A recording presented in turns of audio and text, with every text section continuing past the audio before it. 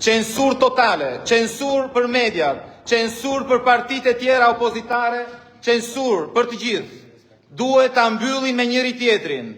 Duhet vendosin ata çfarë do thuhet, çfarë duhet dalë, çfarë s'duhet dalë. Censur, skandal i vërtet. Censur, censur, censur. Kjo është Shqipëria.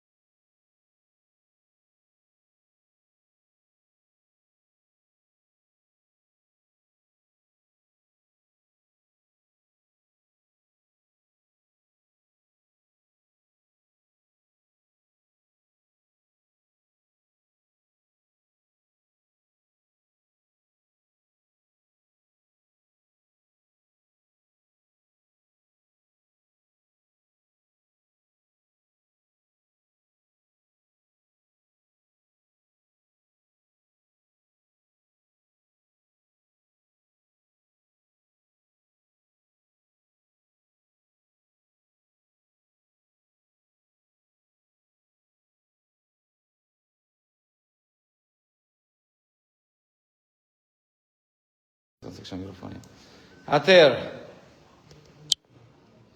vazhdojmë të qëndrojmë këtu, ndërkohë janë kyçur brenda dhe fshihen. Vazhdojnë të qëndrojnë brenda. Se çak problemi ka? Po na ndiqni aty, ë? Shumë mirë, ndiqni. Mirë bëni që ndiqni, se s'ka, vetëm tu s'ka askush nuk mund të raportoj se çfarë po ndodh, të paktën ne jemi këtu. Çmenduri.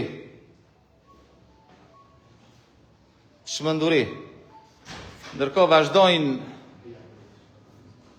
s'dim se ça vendime shmeren. Ja do të trokasin me një herë. Një trokitje do bëj. Një trokitje mos ata dinë që jemi ne. Do trokasin do kuptojnë që kemi një kërkesë që kemi bërë. Po trokitje mos nuk ka shqyrë trokitje. Janë kyçur brenda, vetëm ata duhet të dinë se çfarë bëhet. Vetëm ata. Gjithë tjerët janë të përjashtuar. Të gjithë të tjerët janë të përjashtuar. Vetëm ata, si gjithmonë, mbyllen brenda dhe vendosin vetë, apo jo? Ë? Të shpëtoj, ja? Nuk të filmove, ja, po se filmove. Vetëm ata janë aty, është e drejtë, kjo është çmenduri. Është vërtet një çmenduri. Deputet të Parlamentit të Shqipërisë nuk kanë të drejtë të hyjnë brenda. Përfaqësues të partisë opozitare, jemi një parti opozitare. Nuk jemi as me Partinë Socialiste, as me Partinë Demokratike.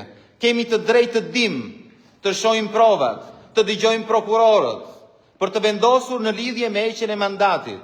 Por jo, na mohet. Kjo është çmenduria. Se me sa duket janë trembur nga drejtësia më në fund. Atëre, sa po informohemi nga brenda, është kërkuar që ne të jemi prezent dhe kryetari i kuvendit nuk po e ve as në votim kërkesën minimale që deputetët të jenë brenda në mbledhjen e Këshillit. Kemi bërë kërkesë zyrtare. Kemi bërë kërkesë zyrtare që të jemi pjesë e mbledhjes, sepse çdo deputeti i lejohet me kushtetutë dhe rregullore që mund të shkojë në çdo mbledhje Këshilli apo komisioni, seancë e gjithçka tjetër. Edhe pse e kujtuam me një shkresë të gjë të tillë, ne po mbajmë këtu te dera.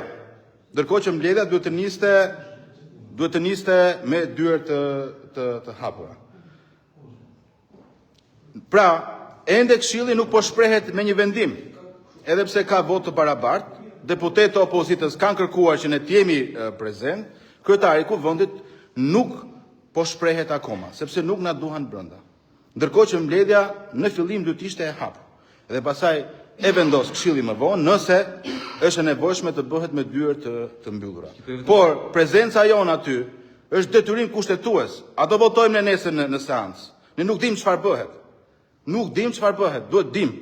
Ndërkohë që mbahet e mbyllur mbledhja. Duhet ishte e hapur, minimalisht seanca e parë, duhet ishte e hapur për të gjithë njerëzit, për gjithë publikun, për gjithë shqiptarët, se çfarë ka kërkuar prokuroria në thelb.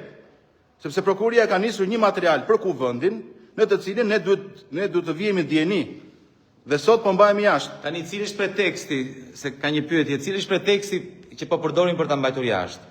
Është shumë i thjeshtë, nga që ka ardhur një kërkesë ton nga prokuroria që të bëhet me dyert të mbyllura, dhe këta me që thonë është me dyert të mbyllura, po me dyert të mbyllura nuk është për deputetët, me dyert të mbyllura është për mediat, se atëherë maggioranca mund thotë nga që na kanë kërkuar me dyert të mbyllura dhe nga që sipas tyre opozita është e papërgjegjshme dhe nxjerr sekretet hetimore, ne po e bëjmë vetëm atëherë. Le ta bëj vetë kryetari i kuvendit me Taulan Ballën dhe me Edi Ramën. Le të marrin dhe Belinda Ballukun, janë që janë. Ta bëjmë me njëri tjetrin.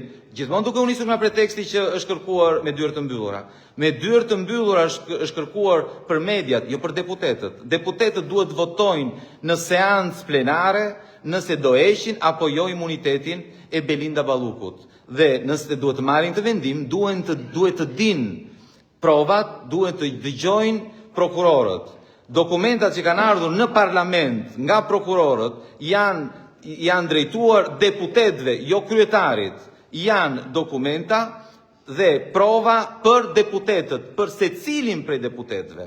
Dhe partit ftohen që të vinë, të kenë nga një përfaqësues dhe informojnë kolegët e tyre.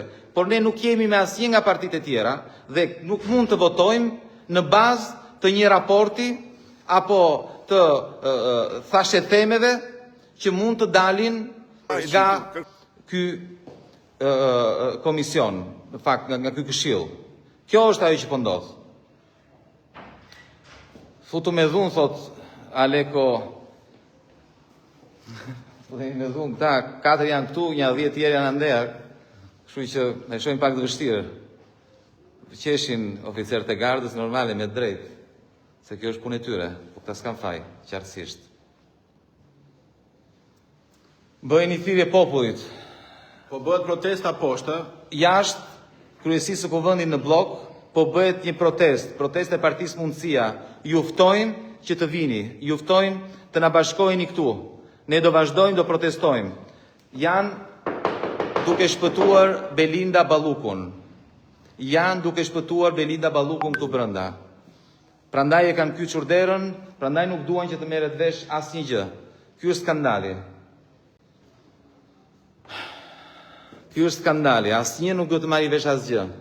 Duhet ta mbyllim me njëri tjetrin. Por ka ardhur fundi.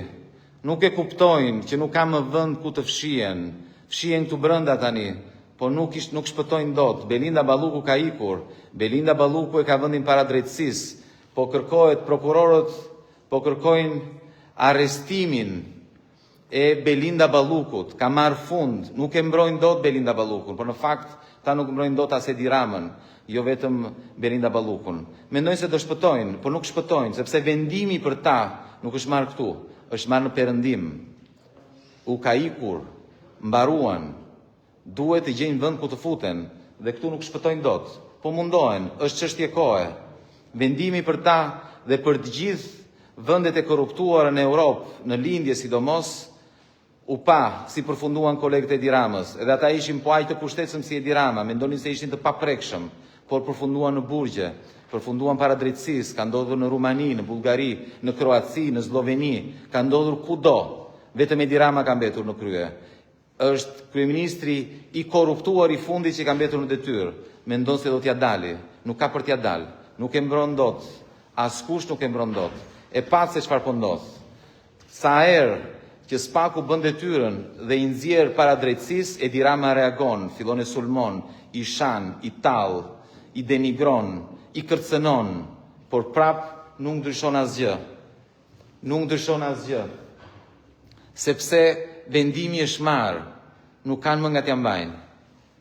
Thjesht këto janë tentativat e fundit për shpëtuar. Po, atëre Edhe në respekt të gjithë njerëzve që po protestojnë, unë po shkoj poshtë tek protesta, se po presin njerëzit atje dhe po flasin aktivistë dhe qytetarë, ndërkohë që Agroni do vazhdoj këtu të bëj përpjekjen, ndërsa po presim që të merret vendimi. Edhe unë gjitem lart. Presim vendimin